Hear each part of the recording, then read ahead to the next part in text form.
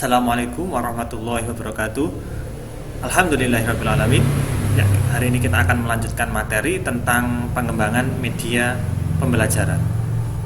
Ya, sebelum kita memulai materi dan diskusinya, mari kita awali dengan baca doa terlebih dahulu. Doa dimulai.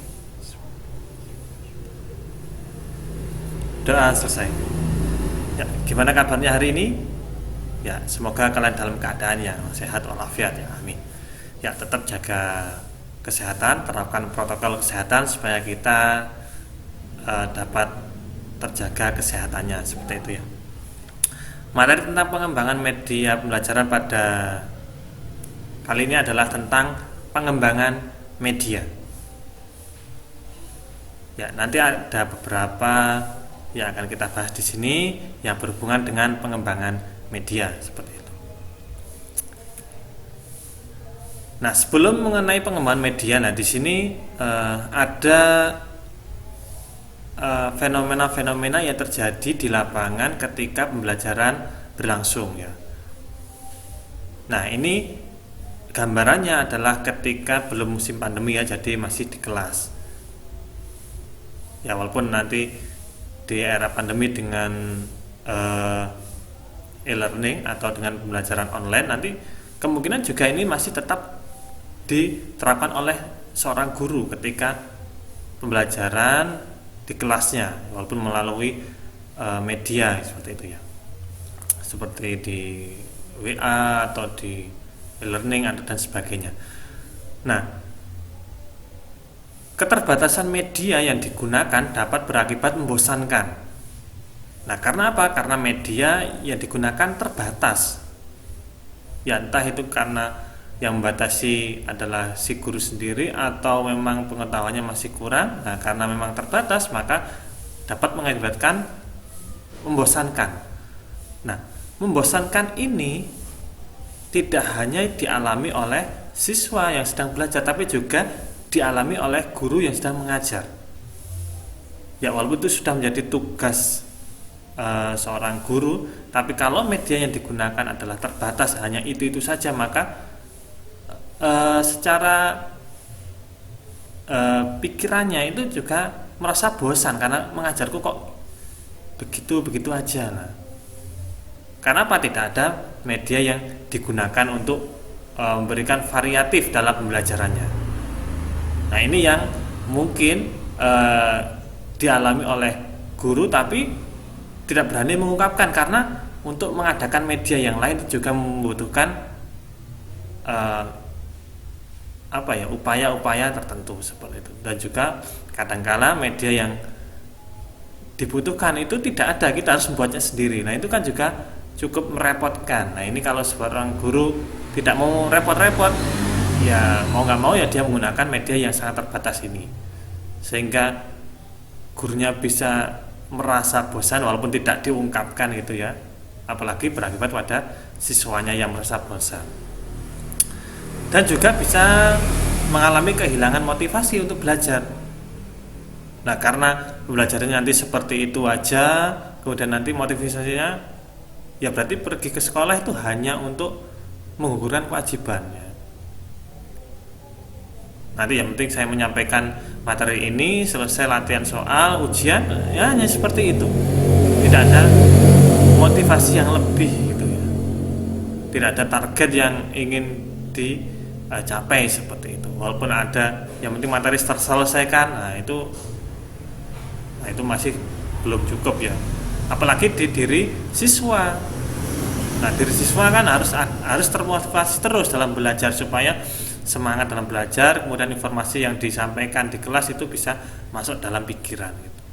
Nah, kalau motivasinya turun, nanti bisa saja nanti siswa di kelas itu rame atau tidak merespon, itu kan juga bisa saja terjadi gitu, karena motivasinya hilang atau berkurang. Nah, yang pertama adalah penyebabnya adalah mengandalkan diri sendiri sebagai satu-satunya media. Ini biasanya dilakukan oleh seorang guru. Berarti mengandalkan dirinya itu adalah sudah bisa, nggak perlu butuh buku ya. Isi buku itu sudah hafal dia.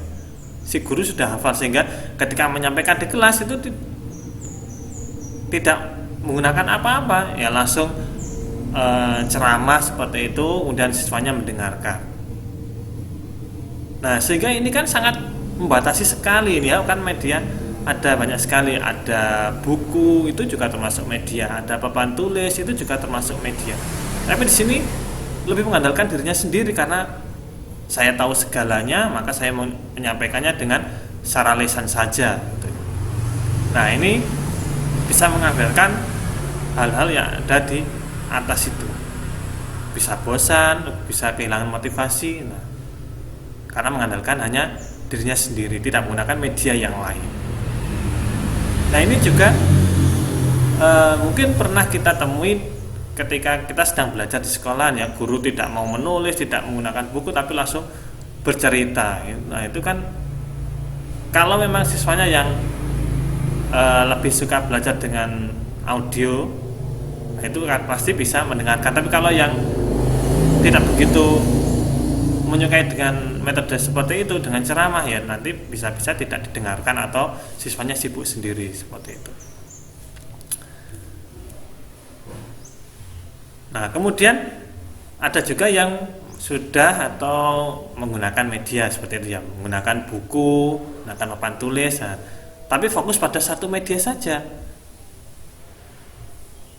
Ibaratnya seperti mengandalkan buku, silakan buka buku halaman sekian, silakan dibaca, silakan setelah itu dikerjakan latihannya. Nah, itu kan hanya fokus pada satu media saja.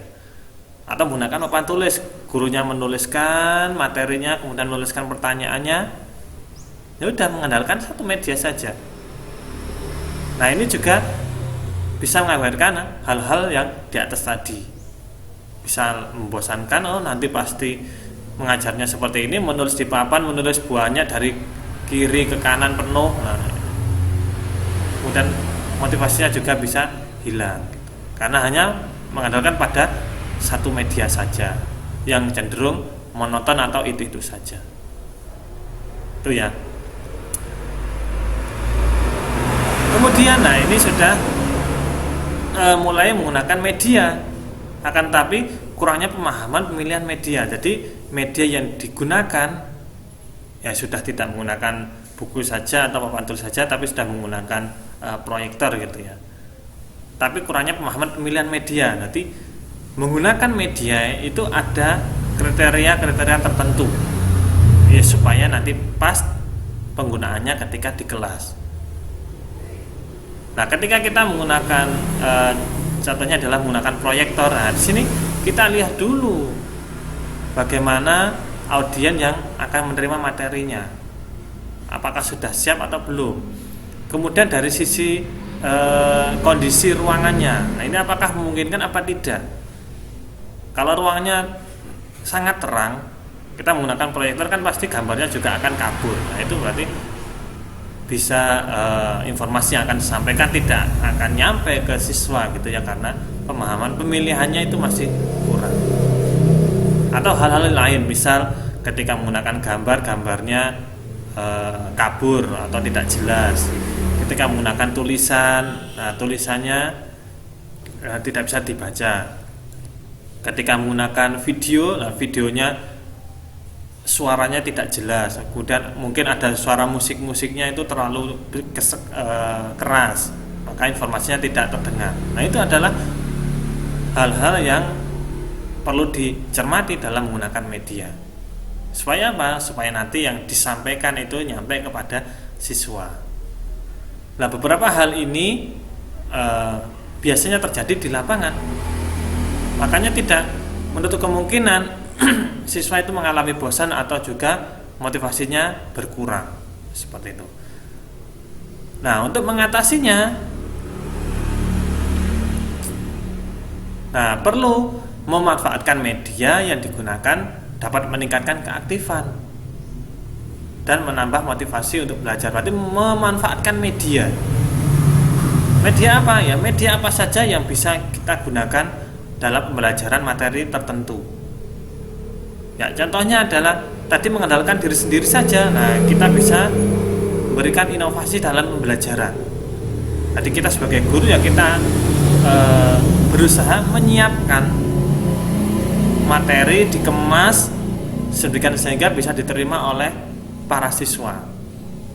Ya, kita mengeluarkan biaya lebih nggak masalah lah, yang penting media itu bisa disampaikan kepada siswa ketika di kelas. Berarti ada inovasi pembelajaran. Nah, dengan adanya inovasi seperti ini lah, siswanya bisa lebih tertarik dalam pembelajaran karena pembelajarannya belum pernah dilakukan sebelumnya. Ada hal-hal baru, ada sentuhan-sentuhan baru dalam pembelajarannya. Nah, kalau ini kan nanti siswanya bisa aktif ya, yang awalnya diam saja siswanya lah, sekarang karena ada media, mereka harus melakukan sesuatu dengan media tersebut, maka siswanya bisa lebih aktif dan bergerak seperti itu. Nah, kemudian fokus pada satu media lah, ini bisa memanfaatkan perkembangan teknologi. Nah, teknologi sekarang kan sudah berkembang sangat pesat gitu ya. Kita bisa menggunakan HP, bisa menggunakan laptop, bisa menggunakan internet, itu kan bisa digunakan untuk pembelajaran. Berarti belajarnya disesuaikan dengan perkembangan teknologi.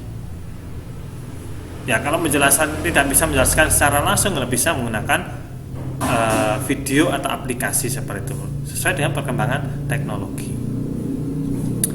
Nah, kemudian nah ini juga bisa dilakukan, berarti tidak harus di kelas saja, tapi juga bisa memberikan pelayanan kapan saja karena bisa secara online gitu ya.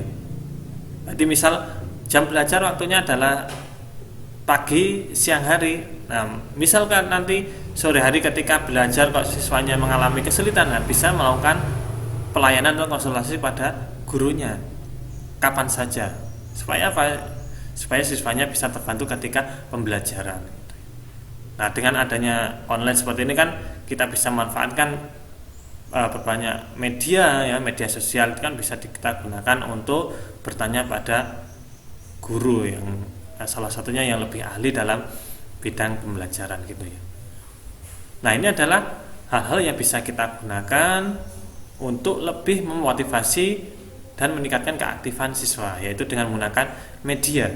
Bisa dengan menggunakan media yang kita buat sendiri, kita adakan sendiri, atau bisa juga dengan media yang menggunakan alat elektronik seperti itu.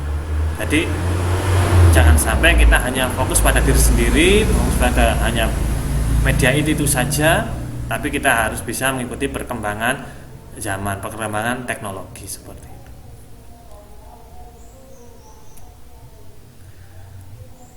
Nah, dari media tadi pastinya kita harus mengembangkan ya, karena mungkin media tadi belum ada sebelumnya, maka kita harus membuatnya sendiri, mendesain sendiri supaya medianya bisa sesuai dengan informasi yang akan kita sampaikan.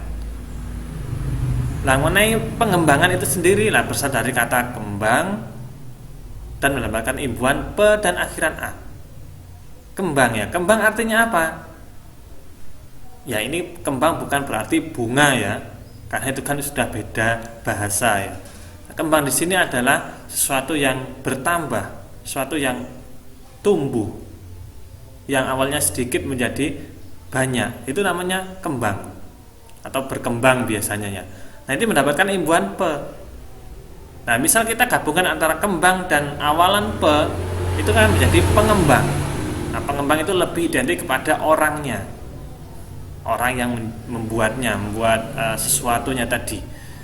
Kalau kata kembang kita beri akhiran an, kembangan, berarti adalah hasilnya atau produknya.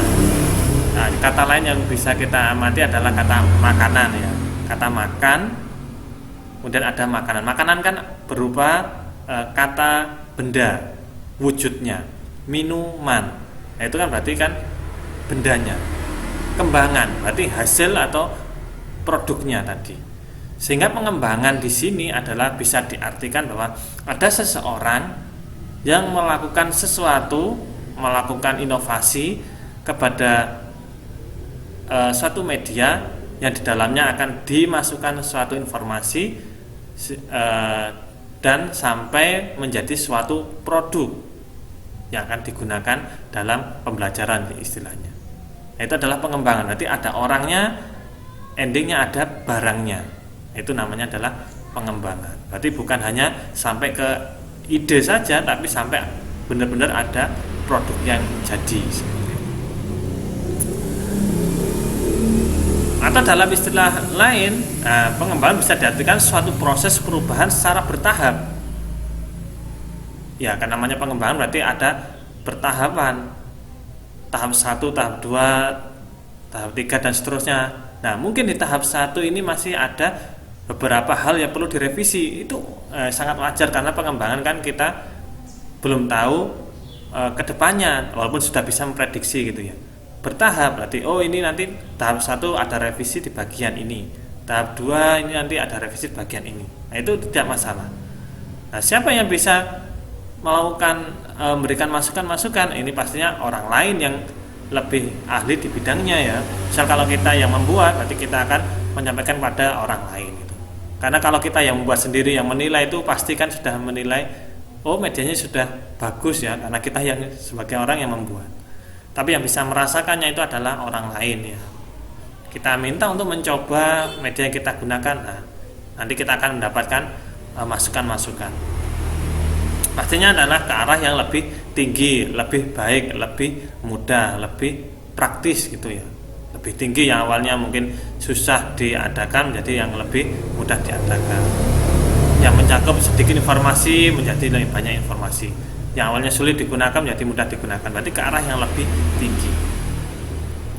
Ya, meluas ya berarti karena bisa digunakan, awalnya hanya bisa digunakan di satu kelas, ini bisa digunakan di beberapa kelas ya, karena medianya nanti tinggal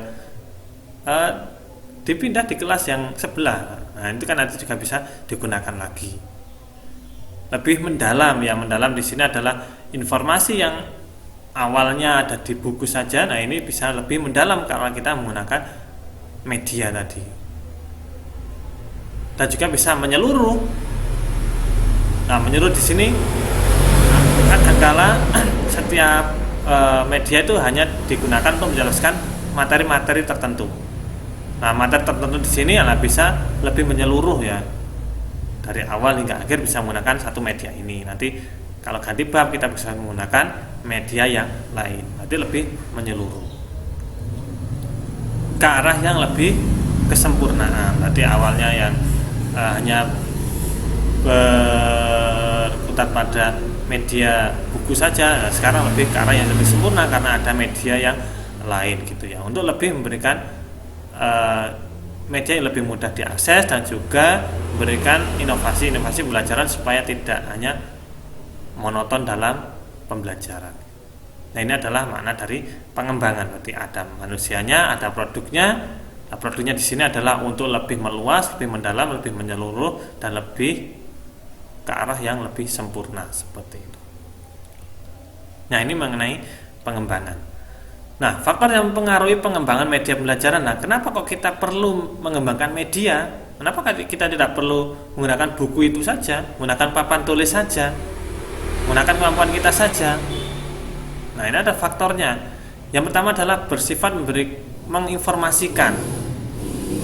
Ya, dengan adanya media yang digunakan oleh guru, nah itu sudah memberikan informasi bahwa ternyata ada cara lain dalam belajar, tidak hanya tergantung pada buku saja. Nah, itu informasi yang paling awal. Ada cara lain dalam memahami sesuatu. Nah, menginformasikan satu hal yang baru tentang suatu kejadian atau objek yang tidak mereka ketahui sebelumnya melalui sebuah ruang dan waktu yang terbatas. Nah, ini awalnya kan hanya menggunakan buku saja. Si guru dalam pembelajaran tentang profesi contohnya ya, yang ada di gambar ini. Nah, kemudian dibuat menjadi gambar orang-orangan dengan nama profesinya masing-masing. Nah, ini kan beda ya. Tadi menggunakan buku saja, melihat. Nah, sekarang mereka bisa memegang langsung walaupun dengan orang-orangan. Nah, ini kan memberikan informasi. Informasinya sama yang di buku dengan yang di media. Tapi di media kan nanti bisa dipegang satu persatu. Oh, ini adalah profesi guru, nanti dijelaskan. Oh, ini profesi perawat, nanti bisa dijelaskan. Kalau di buku, nah itu kan biasanya tulisannya kan ya hanya bisa untuk dibaca oleh satu orang. Kalau dibaca di depan kelas kan nanti tidak bisa terbaca teman yang ada di belakang gitu ya. Tapi kalau menggunakan orang-orangan, nah ini kan bisa jelas gitu. Nah ini bersifat menginformasikan. Informasi ada media lain yang bisa digunakan dan juga memberikan informasi yang akan dipelajari di kelas tersebut. Jadi ada beberapa keuntungan ya tentang informasi.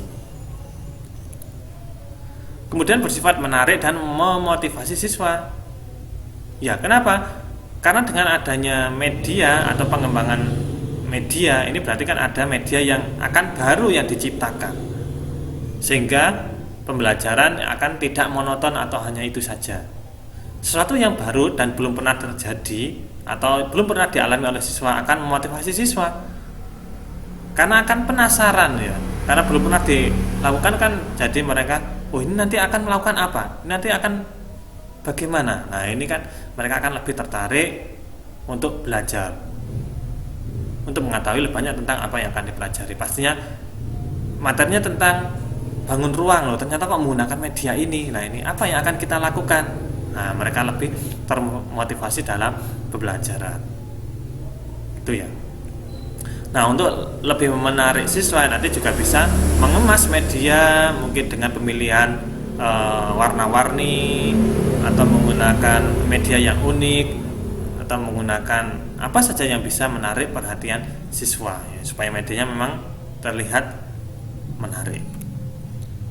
Kemudian bersifat instruksional atau per tahap, berarti media yang sudah disiapkan itu cara menggunakannya sudah ada, sudah runtut, sudah disiapkan oleh gurunya tadi. Nanti yang pertama harusnya ini 1, 2, 3, 4 ini dan seterusnya. Jadi tidak langsung jujuk ya. Kalau menggunakan buku kan mungkin siswa bisa langsung mengerjakan soal tanpa membaca, itu mungkin saja.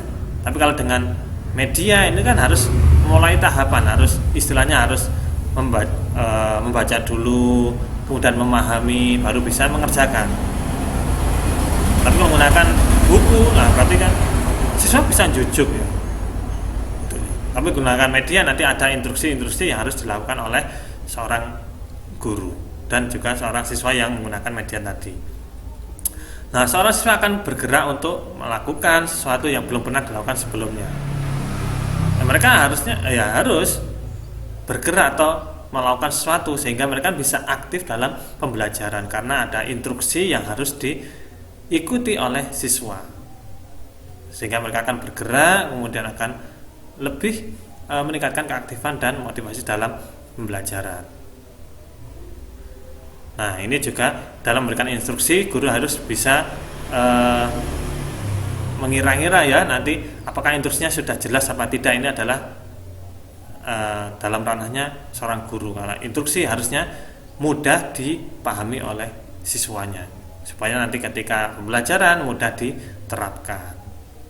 Nah, ini adalah faktor-faktor yang mempengaruhi pengembangan. Kenapa kok media perlu dikembangkan? Karena memberikan informasi akan lebih menarik dan memotivasi dan bersifat instruksional seperti itu. Nah, selanjutnya adalah tentang pemilihan media. Ya, media memang tidak bisa kita langsung serta-merta mengambil media itu enggak ya, tapi kita harus bisa memperhatikan, harus bisa memilih media mana yang akan kita gunakan seperti itu.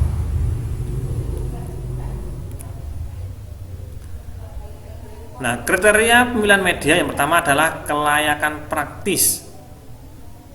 Media harus praktis ya ketika digunakan. Nah, praktis itu yang seperti apa? Yaitu familiaritas dengan jenis medianya. Ya, medianya harus familiar. Ya, walaupun tadi adalah sesuatu yang belum pernah dilakukan, tapi benda atau jenis medianya adalah ada di sekitar kita, ada di sekitar siswa, di sekitar guru, sehingga memang praktis dan familiar jenis medianya seperti itu. Ya, contohnya adalah ketika kita belajar tentang planet misalnya. Planet kan identik bentuknya bulat, nah, kita bisa menggunakan bola seperti itu. Kita gambari bolanya dengan benua dan sebagainya. Nah, kita bisa belajar tentang bumi dengan bola. Bola adalah ya sudah ada di sekitar kita ya, sering kita jumpai seperti. Kemudian ketersediaan media setempat. Nah, media juga harus ada ya setempat. Nah, jangan sampai nanti kita ingin mengadakan suatu media tapi medianya sulit diperoleh. Nah, nanti kita akan kesulitan sendiri dalam mengadakannya gitu ya. Berarti medianya harus mudah atau berada di setempat sekitar atau mudah dijangkau ya, walaupun oleh guru ataupun oleh siswanya. Kemudian ketersediaan waktu untuk mempersiapkannya. Nah, untuk mempersiapkannya, nah ini lebih ke pembuatannya ya. Nanti untuk mempersiapkannya itu dengan waktu yang jangan sampai lama-lama. Ya kalau medianya nanti lama di membuatnya, nanti kan kita juga kesulitan sendiri ya, karena waktu kita kan terbatas dalam membuat media seperti itu. Nah ini juga harus diperhatikan, karena nanti kalau semakin lama membuatnya, nanti kita bisa membuang-buang waktu ya, karena kita harus melakukan tugas-tugas yang lain. Nanti untuk ketersediaan waktunya harus dimaksimalkan, dioptimalkan seperti itu. Kemudian ketersediaan sarana dan pendukungnya. Nah ini dari media ini, ketika kita akan menggunakan, ketika kita akan membuat, ini media yang mendukungnya harus ada. Contohnya ketika kita membuat tadi ya bumi buatan, itu kan berarti catnya itu mudah diperoleh. Kemudian mungkin kalau kita menggunakan matahari, senternya sebagai matahari, kita mudah mengadakan senternya. Itu sarana-sarana pendukungnya. Atau kalau kita menggunakan media elektronik, berarti kan listriknya itu memadai dan sebagainya. Berarti sarana pendukungnya itu juga harus diperhatikan, karena itu akan sangat berhubungan dengan media yang akan kita gunakan seperti itu. Nah, harus praktis ya, media yang digunakan harus praktis. Kemudian yang kedua adalah teknisnya. Ya, teknis ini adalah lebih ke penggunaan. Berarti harus mudah dalam penggunaannya. Nah, dalam teknisnya ini adalah yang ada dua, yaitu kualitas pesannya dan kualitas visualnya. Pesan adalah informasi yang akan kita sampaikan, kemudian visual adalah tampilannya. Ini adalah yang harus diperhatikan. Ya, mengenai visualnya atau tampilannya itu adalah harus sederhana saja, sederhana yang penting menarik, kemudian ada penekanan-penekanan di bagian tertentu, kemudian ada kesatuan konsep dan keseimbangan. Ya, misal kalau kita ingin belajar tentang bumi buatan tadi, nah kita lebih ke penekanan ke bagian pulau-pulaunya atau benuanya. Nah, kita beri warna yang lebih mencolok. Nah, itu ada penekanannya seperti itu.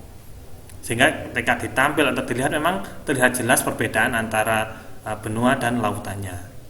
Ini kualitas visual.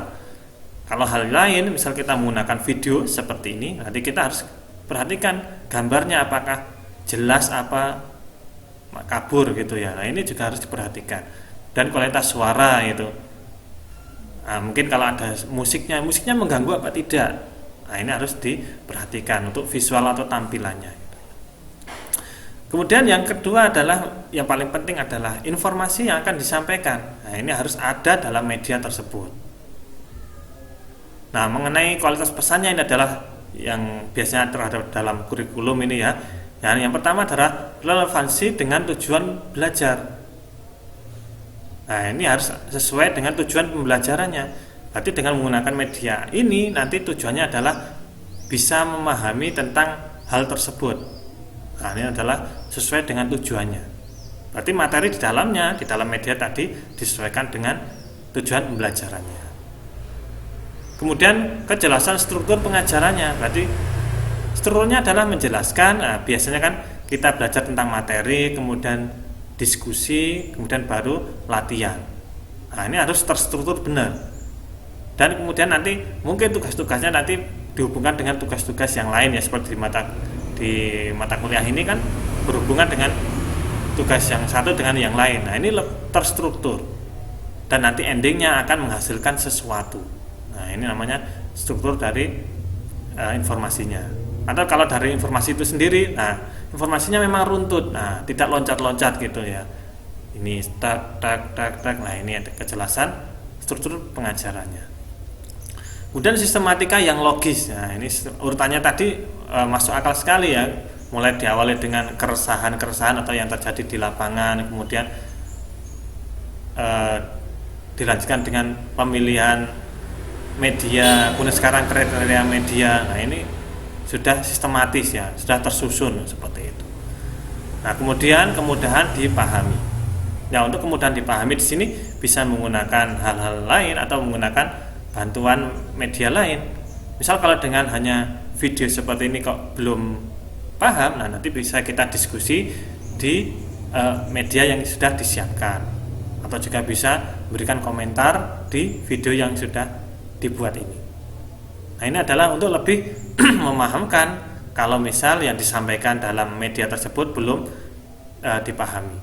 Kalau siswa menggunakan media langsung, nah itu kan langsung bisa tanya kepada gurunya, Bu, ini maksudnya bagaimana? Bu, ini maksudnya apa? Nah, ini kan bisa langsung tanya ya.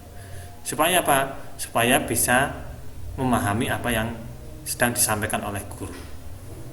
Nah, ini adalah mengenai kelayakan teknis suatu media. Berarti harus tampilannya harus pas, informasi yang disampaikan juga pas, sehingga nanti medianya memang benar-benar pas untuk diterapkan seperti itu. Nah, untuk yang ketiga adalah kelayakan biaya. Nah, ini adalah yang juga harus diperhatikan ya. Jangan sampai kita menggunakan media yang membutuhkan pengeluaran yang besar ya. Kalau kita mampu ya tidak masalah sebenarnya, tapi kita kalau bisa ya lebih efisien, karena mungkin nanti kita tidak bisa mengadakan media itu sendiri, tapi kita membutuhkan bantuan siswa untuk mengadakannya. Nah, berarti kan kalau membuatnya adalah biayanya ringan, nah itu kan nanti siswa juga tidak akan keberatan membuatnya gitu ya. Tapi kalau biayanya mahal kan nanti ya gurunya sendiri nanti akan kebingungan.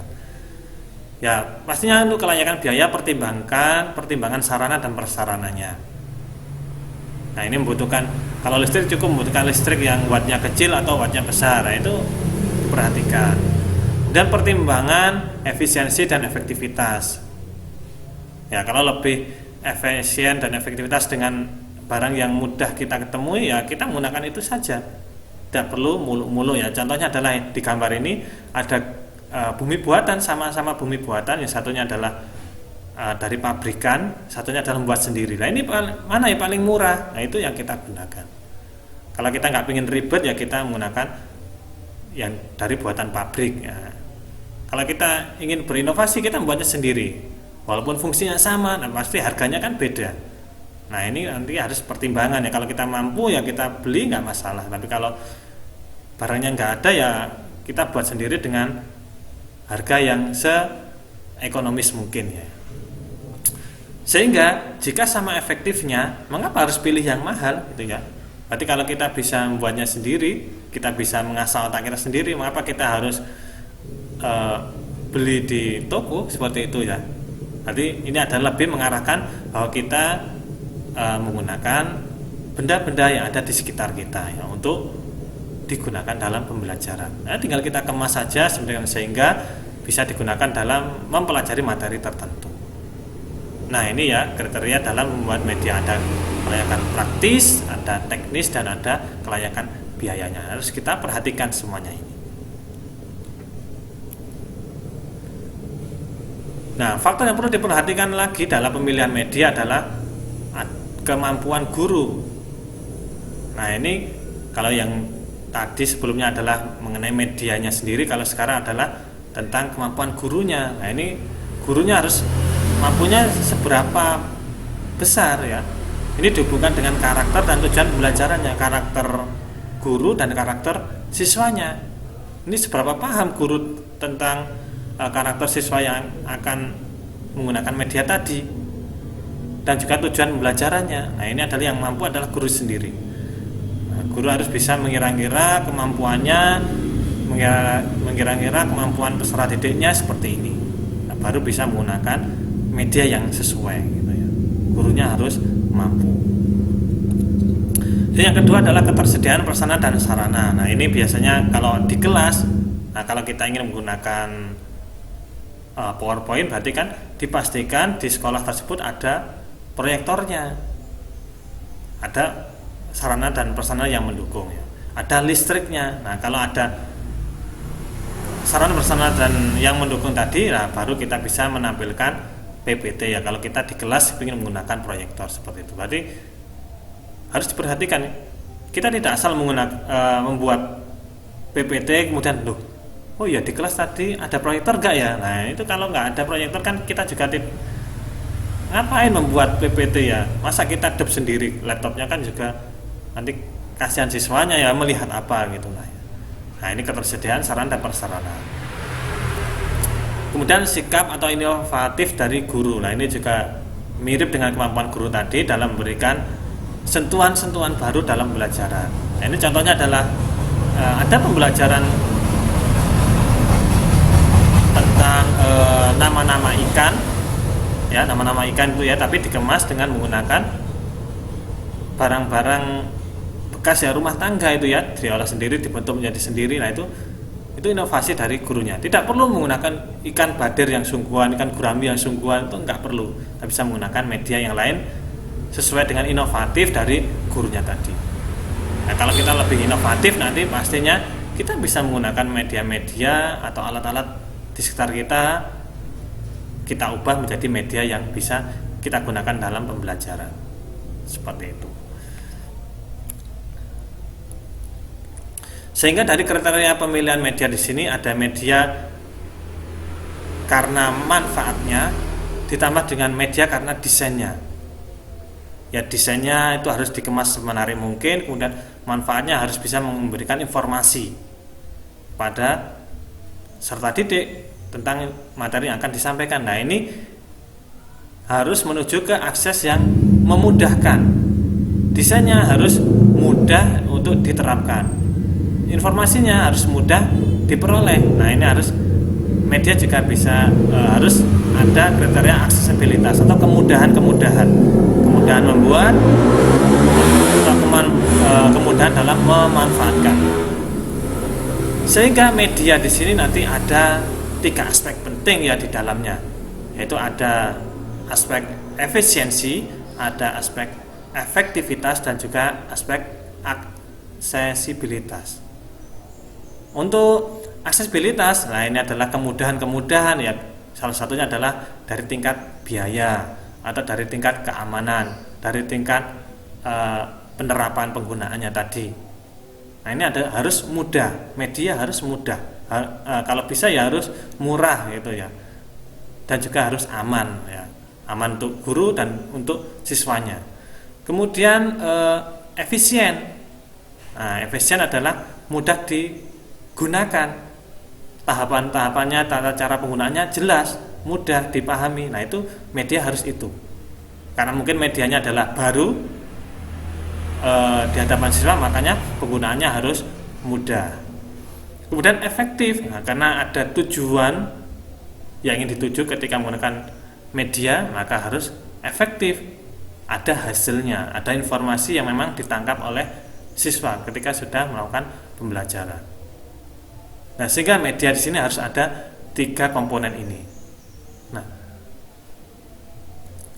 kalau ketiga komponen di sini harus ada, nah pertanyaan sekarang adalah apakah mudah membuat media yang bisa efisien, efektif dan mudah aksesnya? Apakah mudah membuatnya? Ya pastinya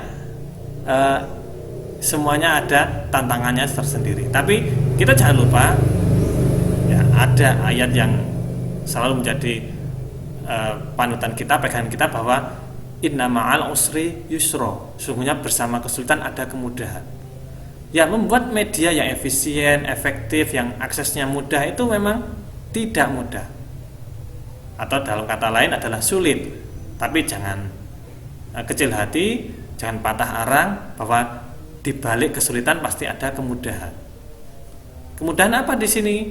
Nah, yang pertama adalah kemudahan kita menyampaikan materi. Kita sudah tidak perlu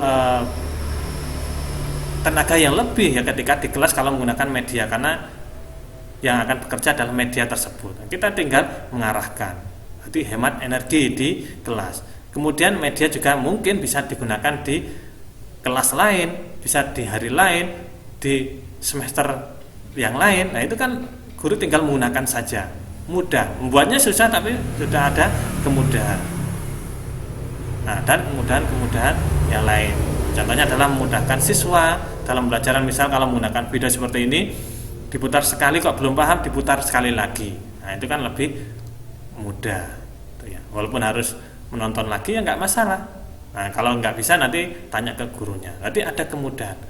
Walaupun sulit dalam membuatnya, sulit dalam mengadakan medianya, tapi insya Allah ada kemudahan di baliknya. Sesungguhnya bersama kesulitan ada kemudahan. Dan ini memang pasti ya, kalau kita sudah bersakit-sakit dahulu, pasti nanti akan bersenang-senang kemudian, seperti itu. Oke, ini tentang pemilihan media. Jadi jangan sampai berputus asa ketika kita ingin membuat media yang menarik, karena pasti ada kemudahan, ada manfaat di baliknya. Nah, ketika media sudah jadi, ya tinggal kita manfaatkan ya media tadi. Yang pertama dari kita lakukan adalah merumuskan tujuan pembelajarannya. Nah, untuk menggunakan media lah, tujuan belajarnya nanti apa? Tujuannya untuk memahami apa? Nah, itu kita terapkan di bagian awal. Kemudian kalau sudah tujuannya adalah untuk memahami materi A, B, C, D, baru kita siapkan diri kita sendiri, persiapan pendidiknya. Nah, kita siapkan kalau kita menggunakan media yang seperti apa, kemudian media tadi dipastikan informasinya sudah ada di dalamnya. Nah, kalau sudah siap, baru kita siapkan kelasnya. Siapkan kelasnya ya, ruangnya, siswanya. Nah, itu kita siapkan sehingga media yang kita siapkan itu bisa diterima oleh mereka. Kalau secara online nanti dipastikan videonya bisa dinikmati mereka. Kalau secara tatap muka berarti media yang kita siapkan bisa digunakan. Nah, kita siapkan semuanya, siswa, ruangannya. Nah, kalau sudah siap semuanya, nah baru kita menyajikan atau menggunakan atau memanfaatkan media yang sudah kita siapkan tadi. Ya, kalau saya contohkan pemanfaatan media ketika di kelas ya. Nanti langsung menggunakannya karena gurunya sudah siap, siswanya sudah siap, kelasnya sudah siap. Kemudian ketika sudah dimanfaatkan, ada kegiatan pembelajaran peserta didiknya. Berarti kegiatannya seperti ini sudah dirancang sebelumnya oleh gurunya mengenai kegiatan belajar peserta didiknya. Nanti ini lebih ke pembelajarannya atau pelaksanaannya. Kemudian kalau sudah pelaksanaannya sudah selesai, nanti perlu dievaluasi bagian mana saja yang perlu ditambahkan, perlu direvisi, perlu dikurangi. Nah, supaya nanti ketika media akan digunakan lagi, nanti ada perbaikan-perbaikan sehingga akan menuju ke tahap yang lebih sempurna tadi. Kemudian merumuskan tujuan pembelajaran, dan ini adalah merupakan siklusnya gitu ya. Nah, ini adalah langkah-langkah pemanfaatannya. Oke, demikian tadi materi tentang pengembangan media. Selamat berkreasi. Apabila ada yang ingin ditanyakan, disampaikan, ingin menanggapi, silakan disampaikan di grup yang tersedia atau di kolom komentar gitu ya. Ya, untuk hari ini saya cukupkan sekian. Mari kita akhiri dengan baca hamdalah bersama-sama.